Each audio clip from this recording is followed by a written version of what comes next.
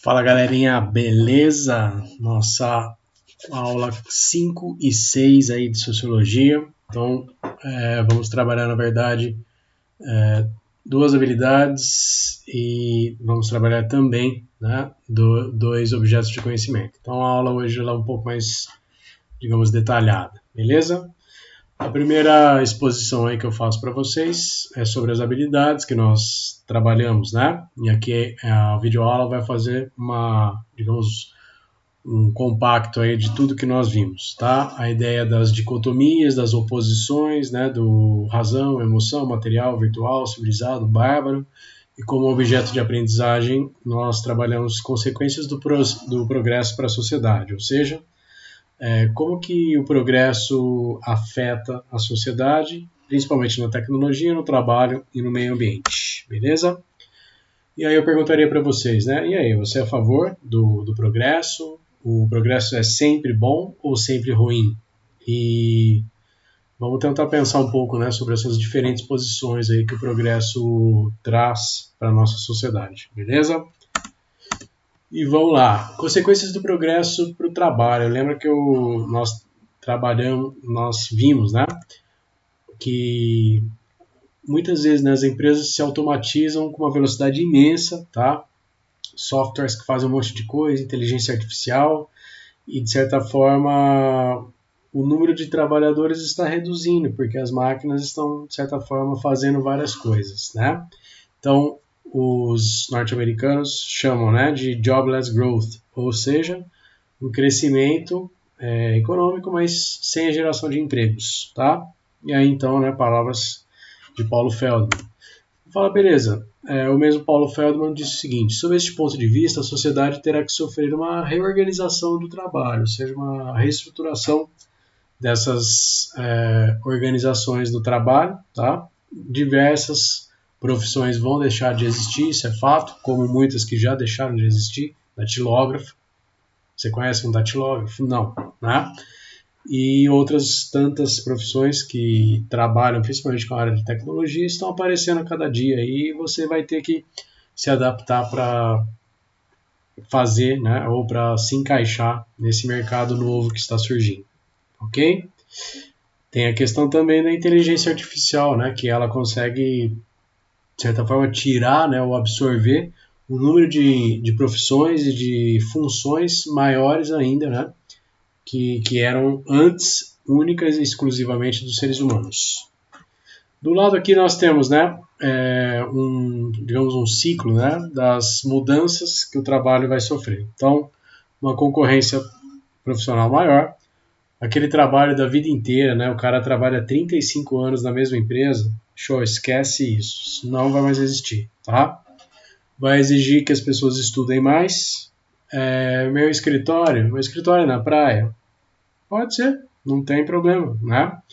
A mobilidade, a tecnologia permite uma mobilidade muito grande. Então a gente pode trabalhar a qualquer hora, em qualquer lugar. Por um lado é bom, por outro lado, né? Se a gente pensar nessa ideia de dependência, de aprisionamento, não é legal não, tá? Mudança dos horários. Você fala assim, eu posso muito bem, né, começar a trabalhar à tarde e até à noite, ou começo bem cedo, sei lá, 4 horas da manhã e vou até o meio-dia de boa, né, para ter a tarde livre, para dar uma dormida. Aí cada um tem o seu ciclo, tá? Mas isso também é uma consequência dessas mudanças. O desenvolvimento tecnológico vai mudar completamente nossas vidas. A globalização econômica vai criar novos mercados e vai subtrair, né, mercados que antes eram de grupos específicos. E como eu disse para vocês, as novas profissões, tá? Existem várias pesquisas que dizem que 40% das profissões do futuro ainda nem surgiram. E vocês, né, jovens, é que vão ocupar esses cargos. Então vocês terão que se qualificarem para trabalhar nesses cargos aí. Beleza? Vamos lá. Consequências para o meio ambiente do progresso. Você fala, infelizmente, né, o meio ambiente é uma área da nossa vida que sofre muito com o progresso, porque infelizmente nós temos um progresso bastante destrutivo e agressivo, tá? Então, se a gente pensar, né, se por um lado o avanço traz comodidade para alguns seres humanos, recursos bastante agradáveis, o meio ambiente sofre muito com o lixo, né, dessa produção do consumo humano. Tem algumas ações que estão sendo feitas, mas uma boa parte ainda da sociedade, né, simplesmente fecha os olhos e fala, não é problema meu, tá? Infelizmente. E aí o José Goldenberg fala o seguinte, é evidente que a própria existência de grandes cidades tem um impacto ambiental, né, que às vezes se agrava de tal forma que põe em risco a própria saúde e o conforto do que nelas vivem. O avanço tecnológico nas cidades, né, ele é muitas vezes destrutivo para o próprio avanço, né, ou seja, a cidade cresce tanto que ela se destrói. Digamos, o desenvolvimento de uma região, a exploração ligada a esse desenvolvimento é tão grande que destrói. Você pode falar de Sobradinho, né? Então esse é um exemplo do que pode acontecer, beleza? Você fala aí qual a consequência, né, da zona de conforto que o progresso está relacionado à tecnologia pode gerar? Você fala vários, né? Quer ver como vocês usam muita tecnologia. Então, tem vários aplicativos de matemática, eu coloquei vários exemplos, né, daqueles aplicativos que resolvem as equações, e aí eu não preciso pensar na matemática. Você fala, bicho, é legal pra caramba, né? Mas, por um outro lado, eu me acomodo, falo, não, eu não vou fazer conta nenhuma. O meu celular faz as contas para mim, né? Então isso é um risco, né? Ou seja, a tecnologia ela traz um risco muito grande. Fala, responde as questões da página, né? Que eu peço para vocês lá, daí as respostas tudo igual, né? Daí você entra lá no Brainly, tá as respostinhas lá tudo pronta, né? Você fala, meu, a galera tá copiando geral, tá? Então tem algumas coisinhas que a tecnologia, infelizmente, opera, né, no sentido de piorar em vez de melhorar as coisas, tá? E aí, né, nós vimos também que trabalhando, né, diversas linguagens, diversas tecnologias, diversas formas de comunicação, nós devemos desenvolver a crítica, a reflexão e a questão ética também, tá, no nosso conhecimento. E aí, a segunda aula, né, que nós trabalhamos, fala exatamente sobre as diferentes formas de manipular a informação na sociedade. Ela pode ser uma informação imparcial, ela pode ser tendenciosa ou ideológica, ou seja, a maioria das informações elas têm uma tendência por trás. A gente comentou isso, tá? Mas existem ainda, né, os jornais imparciais, os sites imparciais, os que valorizam o conhecimento científico, tá? Isso é uma coisa importante que a gente precisa deixar claro. E aí a pergunta é a seguinte, né? Como os meus desejos podem ser compatibilizados com a cidadania? Você fala cidadania é aquele conceito que, de certa forma, transforma um cidadão, uma pessoa, num indivíduo de direitos, uma pessoa que tem o poder de tomar decisões, mas também, ao mesmo tempo, ela se torna parte, né, de um conjunto maior que ela deve seguir. Podemos definir dessa forma, tem várias definições. E também a ideia das múltiplas linguagens, né, na proatividade. Você fala proatividade, pô, isso aí é um negócio legal, né?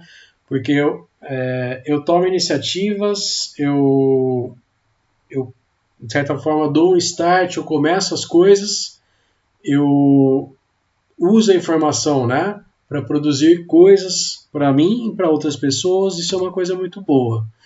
E aí a definição de proatividade, né, que a gente coloca é que é uma pessoa que resolve situações e problemas que podem acontecer e também de necessidades de mudanças, né, antecipar as coisas, tá certo? Você fala, beleza. E tem a questão também, né, do fomento da proatividade. Você fala, como que eu estimulo, como que eu impulsiono essa iniciativa, ideia de resolver as coisas, né, de se antecipar, de buscar mudanças, tá? Existem algumas formas aí. Uma definição aí que nós vamos trabalhar é a da educação, né? Você fala, a gente trabalha com educação muito, então a ideia do PISA, né? Você fala PISA, torre de Pisa, torta, assim? Não, né? PISA é um programa de avaliação internacional e, de certa forma, ele compara, né, o avanço da educação em uma boa parte dos países do mundo e dando retornos, né, backgrounds sobre como que andam os processos de aprendizagem nesses países, tá?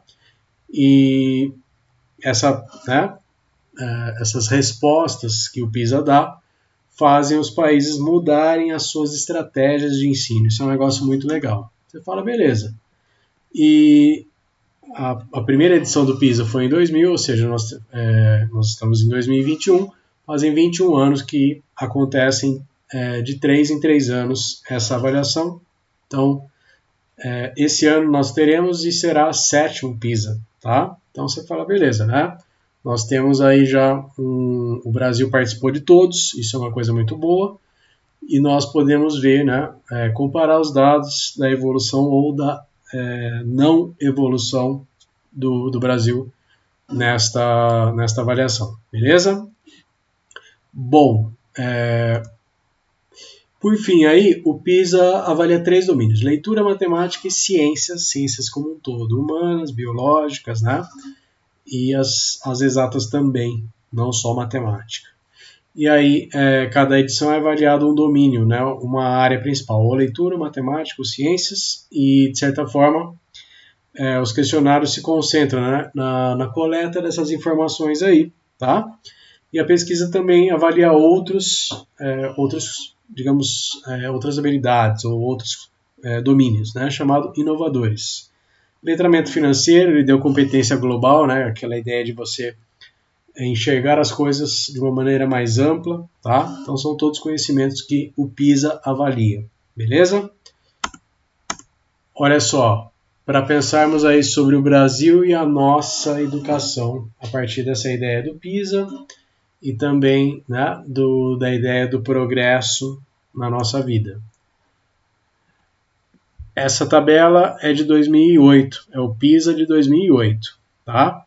Então, do lado vertical, né, a linha vertical é a performance, é o número, a pontuação dos países, e a linha horizontal é o gasto, né, por estudante durante, digamos, o período, né, de estudos aí das pessoas. Se a gente olhar, o Brasil está bem lá embaixo, né, do lado da Colômbia, perto do Peru, da Malásia, né, com perto de 405 pontos.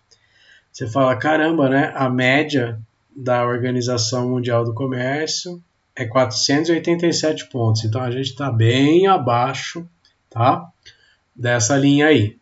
E, além disso, né, a linha média de gastos, né, dos países aí, ela se fixa em 89.092 dólares, né? E se a gente for ver, o Brasil também, né, tem um gasto aí bem menor, tá? Menos da metade, infelizmente, dessa média. Então a gente fala assim, para a gente pensar, né, nesse processo, a gente tem que pensar nas duas coisas, né, na pontuação e nos gastos, tá? Então, tem países que gastam pouco e tem uma nota altíssima, tá? Você fala assim, dá um exemplo aí, Al. Pode ser a Estônia, a Nova Zelândia, a Hungria, tá? A Lituânia. E por um outro lado, a gente tem país que gasta pra caramba e a educação não é aquela Brastemp, aquela coisa. Ou seja, o Catar, Luxemburgo e Brunel, né? Então são países aí que também, né, tem uma educação que ainda, pelo gasto que eles têm, não é uma educação boa, tá? Então é legal a gente fazer essas análises aí. E aí, né, como que você interpreta a relação entre digamos, os dois valores aí, tá? Então, o gasto com relação ao desempenho. Essa é a ideia que eu quero que vocês tenham, tá? Analisar criticamente a estrutura dos dados e saber interpretar os dados. Isso é muito importante, beleza? E aí a discussão que fica, então, né, é a seguinte. Se o cachorro ficar quietinho, é o seguinte, a gente viu na aula, né, que se você não assistiu às aulas que eu trabalhei lá no Centro de Minas, você tem a videoaula, né, que você está assistindo agora. Dá um like lá no áudio, tá, para ajudar o tio. E que, de certa forma, né, o PISA avalia de 3 em 3 anos os países, tá? E o Brasil está muito mal nesta última avaliação. E aí, né, fica a atividade é simples. Cite 3 ações que você acredita que devem ser feitas para que a nossa nota do PISA, a nota brasileira do PISA, suba, tá? Então, olhando a tabela lá anterior, você consegue analisar, né, e tirar algumas ideias, beleza? Então é basicamente isso que será a atividade dessa semana aí. Um abraço, valeu, até!